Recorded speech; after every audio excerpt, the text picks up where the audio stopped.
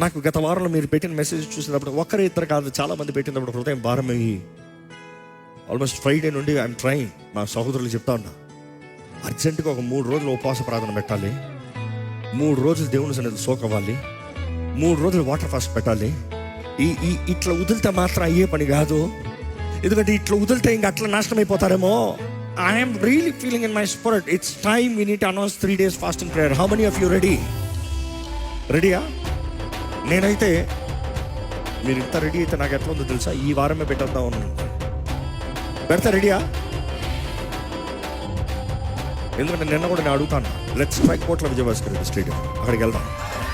3 days repent conference. వీళ్ళు announce repent conference. ఎందుకంటే రోషేషన్ going with worship conference కదా, let's go with repent conference. God willing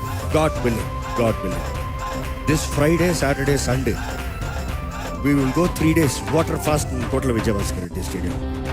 కానీ మీరు ప్రార్థన చేయండి, స్టేడియం అవైలబుల్ ఉండాలి. సపోజ్ అక్కడ స్టేడియం లేకపోతే వేరే ఎక్కడ నాకు అర్థం కావట్లేదు, ఎందుకంటే ఈ ఒక్క స్థలం చాలు. ప్రార్థన చేస్తారా? కనీసం ఆ ప్రార్థన చేయండి. అక్కడికి వెళ్ళి దూరి పడితే మంట అంటుకుంటుంది.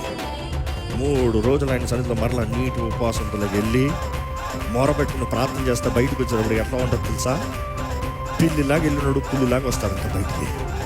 అనుభవించిన వారు ఉంటే చేతులైతే హల్లెలూయా చెప్తారా?